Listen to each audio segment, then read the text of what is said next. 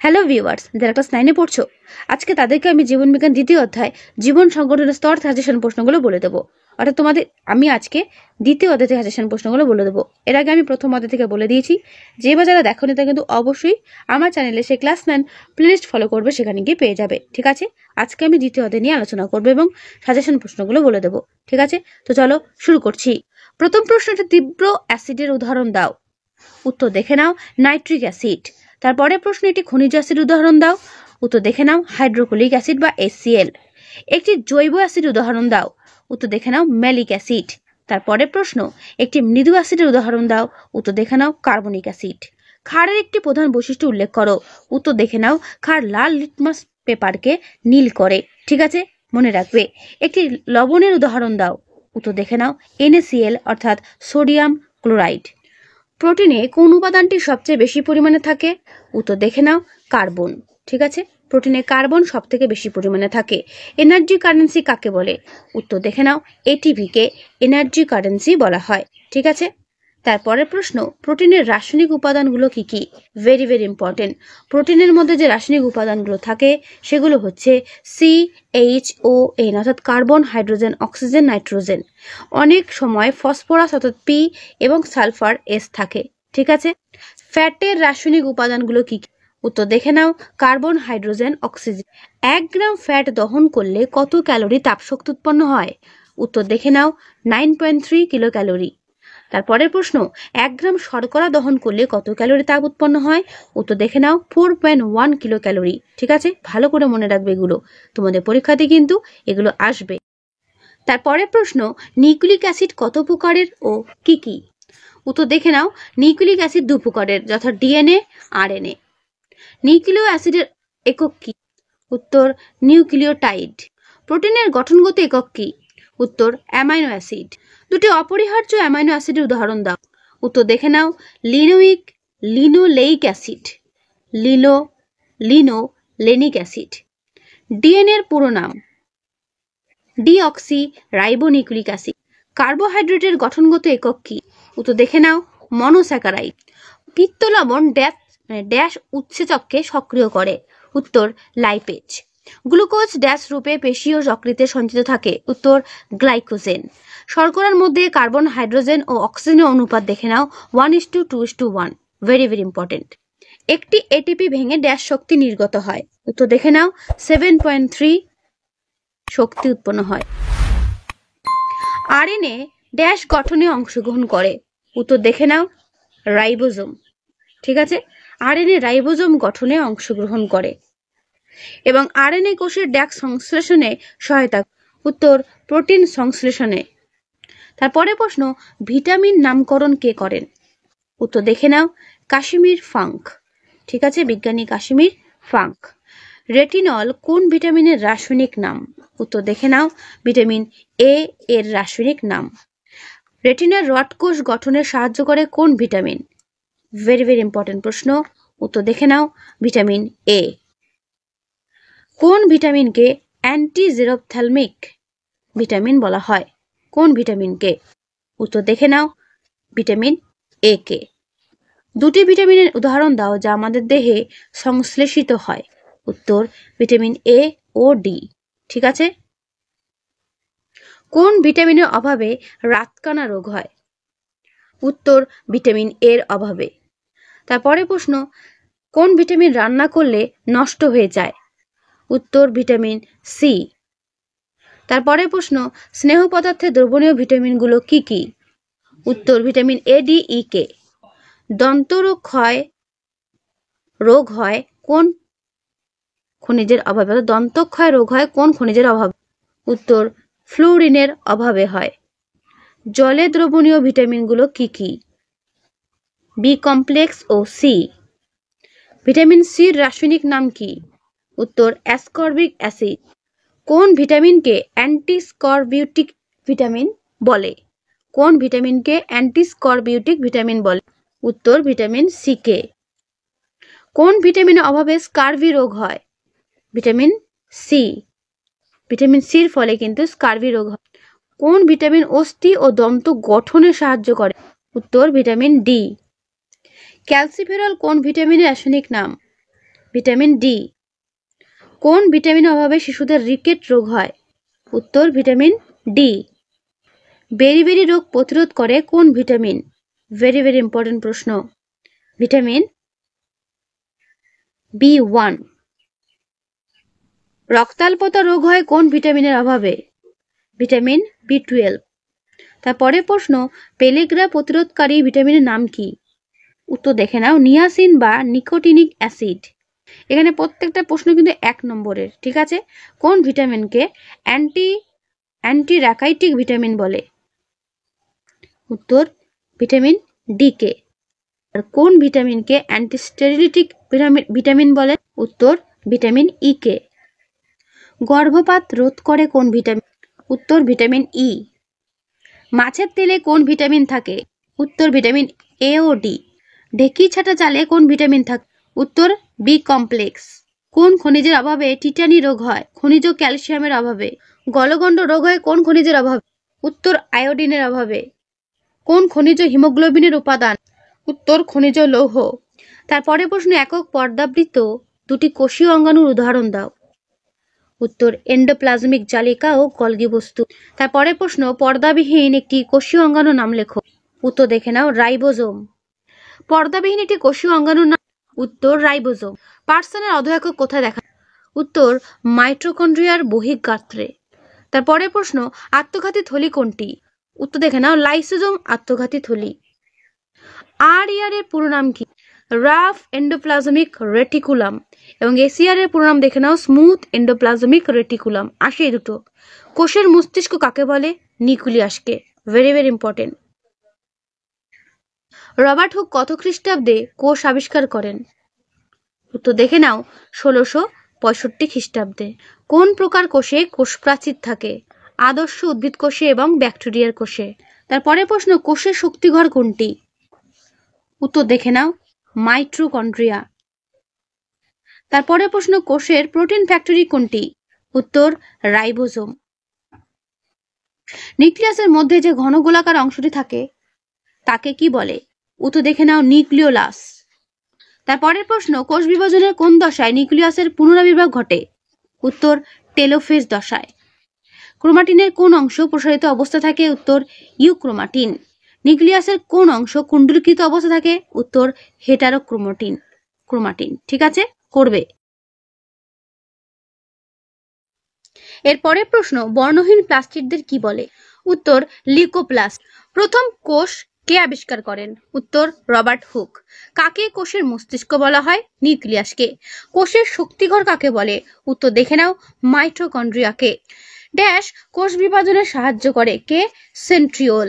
ঠিক আছে, সেন্ট্রিওল কোষ বিভাজনে সাহায্য করে। আমি কিন্তু প্রত্যেকটা প্রশ্নের উত্তর তোমাদেরকে দেখিয়ে দিচ্ছি, ঠিক আছে? এগুলো ভালো করে করবে।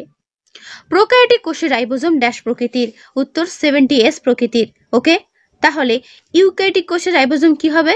80S প্রকৃতির। মনে থাকবে। কোন সজীব কলায় কোষান্তর স্থান থাকে না? উত্তর দেখে নাও, ভাজক কলায়। তারপরে প্রশ্ন, উদ্ভিদের বর্ধিষ্ণু অঞ্চলে কোন কলা থাকে? উত্তর ভাজক কলা। তারপর অগ্রস্থ ভাজক কলা কোথায় থাকে? উত্তর দেখে নাও, কাণ্ড ও মূলের অগ্রভাগে। তারপরের প্রশ্ন, পার্শ্বস্থ ভাজক কলা কোথায় থাকে? উত্তর দেখে নাও, কাণ্ড ও মূলের পরিধিতে। নিবেশিত ভাজক কলা কোথায় থাকে? উত্তর দেখে নাও, পত্রমূলে ও পর্বদয়ের মাঝে। পাতার মেসোফিল কলায় কি ধরনের কলা থাকে? উত্তর দেখে নাও, প্যারেনকাইমা কলা। ঠিক আছে, তারপর ক্লোরোপ্লাস্ট যুক্ত প্যারেনকাইমাকে কি বলে? বলে ক্লোরেনকাইমা। বায়ুপূর্ণ প্যারেনকাইমা কলাকে কি বলে? উত্তর এরেনকাইমা। একটি মৃত সরল স্থায়ী কলার উদাহরণ দাও। উত্তর দেখে নাও, স্ক্লেরেনকাইমা। ঠিক আছে, নালিকা বান্ডিলের টুপিতে কোন কলা থাকে? উত্তর স্ক্লেরেনকাইমা কলা। কোন কলা জল সংবহনে সাহায্য করে? উত্তর জাইলেম কলা। কোন কলা খাদ্যরস সংবহন করে? উত্তর ফ্লোয়েম কলা। ড্যাশ ফ্লোয়েমের একমাত্র মৃত কোষ? উত্তর ফ্লোয়েম তন্তু। ফ্লোয়েমের মৃত উপাদান হলো কি? না ফ্লোয়েম তন্তু। জাইলেমের সজীব উপাদান কি? জাইলেন প্যারেনকাইমা। আবরণী কলার প্রধান বৈশিষ্ট্য কি? উত্তর দেখে নাও, আবরণী কলার কোষগুলো ভিত্তি পর্দার উপর সজ্জিত থাকে। তারপরে প্রশ্ন, কোন কলা অঙ্গ ও তন্ত্রকে যান্ত্রিক আঘাত থেকে রক্ষা করে? উত্তর আবরণী কলা। তারপরে প্রশ্ন, কোন পেশি স্বেচ্ছায় সংকুচিত হতে পারে? উত্তর ঐচ্ছিক পেশি। ঠিক আছে, একটি তরল যোগ কলার উদাহরণ দাও। উত্তর রক্ত। পেশিকোষের আবরণীকে কি বলে? উত্তর দেখে নাও সার্কোলেমা। তারপরের প্রশ্ন, পেশিকোষের সাইটোপ্লাজমকে কি বলে? উত্তর সার্কোপ্লাজম।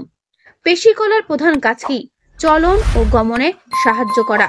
তারপরের প্রশ্ন, হ্যাভারসিয়ান নালী কোথায় দেখা যায়? উত্তর অস্থিতে। স্নায়ুকোষ বা নিউরন দিয়ে গঠিত কলাকে কি বলে? উত্তর স্নায়ু কলা। তারপরের প্রশ্ন, মানবদেহের সবচেয়ে দীর্ঘ কোষ কোনটি? উত্তর স্নায়ুকোষ। একটি এককোষী গ্রন্থির উদাহরণ দাও। উত্তর গোবলেট কোষ। ঠিক আছে, স্নায়ুকোষের দীর্ঘ প্রবর্ধককে কি বলে? উত্তর দেখে নাও অ্যাকসন। তারপরের প্রশ্ন, স্নায়ুকোষের ক্ষুদ্র প্রবর্ধককে কি বলে? উত্তর ডেনড্রন। স্নায়ুকোষের বাইরের আবরণীকে কি বলে? উত্তর নিউরিলেমা। ভালো করে উচ্চারণ করবে, একটু কঠিন আছে, উচ্চারণটা ঠিক মতো করবে। স্নায়ুকোষ বিভাজিত হয় না কেন? বলছে স্নায়ুকোষের সেন্ট্রোজোমটি নিষ্ক্রিয় হওয়ায় স্নায়ুকোষ বিভাজিত হয় না। ঠিক আছে, স্নায়ুতন্ত্রের গঠনগত ও কার্যগত একক কি? উত্তর হলো নিউরন। পিত্তরস কোন অঙ্গ ক্ষরণ করে? উত্তর দেখে নাও যকৃৎ। তারপরের প্রশ্ন, বুদ্ধি নিয়ন্ত্রণ করে কোন অঙ্গ? উত্তর গুরু মস্তিষ্ক। তারপর রিকেট রোগ হয় ড্যাশের অভাবে? ভিটামিন ডির অভাবে। ঠিক আছে, তারপরের প্রশ্ন, ড্যাশকে কোষের প্রোটিন ফ্যাক্টরি বলা হয়? ভেরি ভেরি ইম্পর্টেন্ট প্রশ্ন, উত্তর রাইবোজোমকে। রঙিন প্লাস্টিকদের কি বলে? বলে ক্রোমোপ্লাস্ট।